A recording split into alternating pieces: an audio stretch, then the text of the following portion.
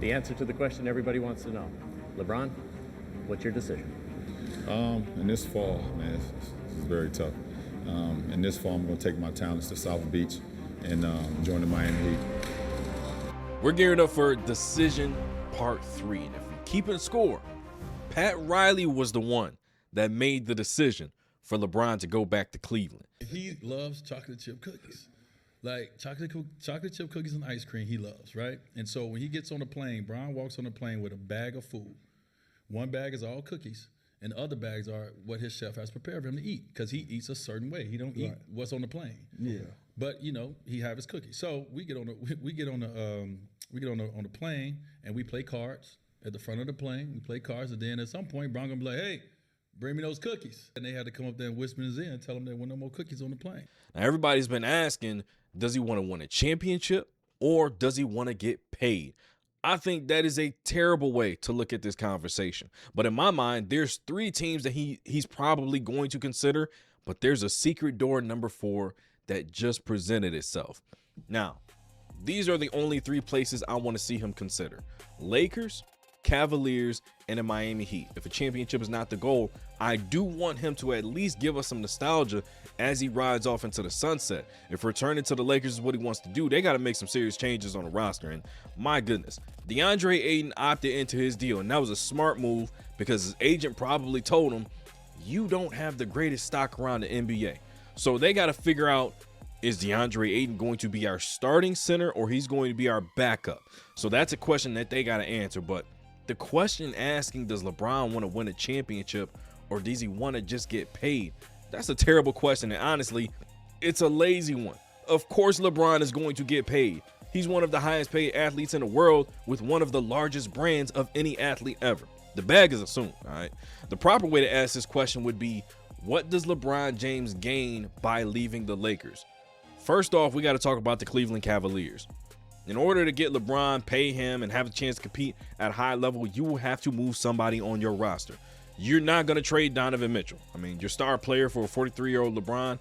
You're not trading Mobley because he's the future of your organization. And, I mean, Harden could be a possibility, but the Lakers will have the single worst defensive backcourt in the history of any sport known to man. But he is in the process of restructuring his deal, either to make more cap room or cash in one final time, which brings us to Jarrett Allen. See, the Lakers are in desperate need of a 5 that can protect the rim and roll hard to the basket when screening for Luka and Reeves, something DeAndre Ayton does not do. But is that worth what LeBron could bring to the table come April? You can undoubtedly rely on Luka and Reeves for offensive firepower, but LeBron in April is going to elevate the others better than either of those two currently do. You have to weigh the pros and cons of letting him walk, even if he's going into his 24th season. Now, obviously, this team may not have all the resources or all the avenues to make this happen, but you got to consider the Miami Heat as a major player in this conversation. The math makes very little sense at this point. They just signed Wiggins to an extension that will give them more flexibility on the back end of this deal while still paying him $30 million the upcoming season. They're currently trying to find a way to trade Nikola Jokic and his $16 million a year so they can make room for Norman Powell to sign with the team, but they're still below the first apron. They still have a mid-level exception available if LeBron is willing to go that route. Names like Bradley Beal, Simons, Middleton, Clay, Duncan, and a host of other shooters have been connected to Miami, but doesn't make sense for LeBron to take a mid-level exception to go back to Miami. In my opinion, absolutely not. Because aside from him being a businessman and wanting to win championships, LeBron James is a sucker for a good story. The kid from Akron, drafted first overall by his hometown team, having a chance to join D Wade and Chris Bosh in Miami, forming a big 3 consisting of the 3 of the top 5 picks from the same draft year. The opportunity to join the LA Lakers post-Kobe and restore them to championship glory. So what place can give LeBron everything? A mid-level exception, a chance to win, and that storybook ending to his career with a little bit of nostalgia? Ladies and gentlemen, Draymond Green just turned down his player option earlier today. Now, two things have presented themselves. Number one, Jimmy Butler has been mentioned in trade discussions for Anthony Davis. And then also, moving his $56 million per year to Washington would bring Anthony Davis to San Francisco.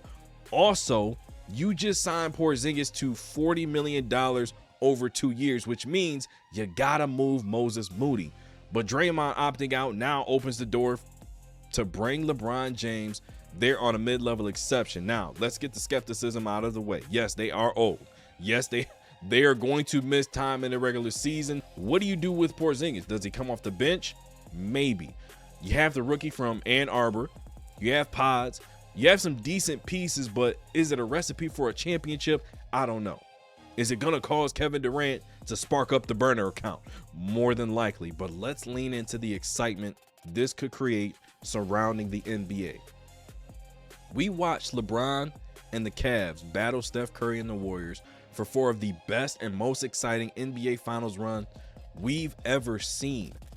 To see them put on the show that they put on in France for the Olympics, put the thought in our minds about how amazing it would be to see them on the same roster. As a fan of the game, I want to see this. I don't care if they can beat OKC. I don't care if they can beat San Antonio or any of those teams. I want to see amazing basketball played and be entertained by 2 of the GOATs. If LeBron James and Steph Curry step on the basketball court together, I guarantee you to open the season, it will be one of the most watched basketball games in NBA history. That's not even debatable. Like, I'm not a big numbers guy, ratings guy.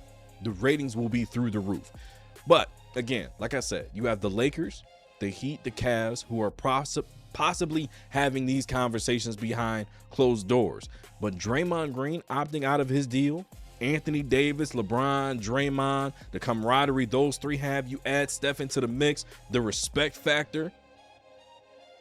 I'm just saying, what NBA fan, outside of haters and casual fans, what NBA fan would not want to see this on display for the next 2 years? Give this video a like, subscribe to the channel. Let me know in the comments where you think LeBron James should take his talents to complete his career. That's one more for the good guys. I'm tired of being humble. I'm tired of letting people think they got a chance.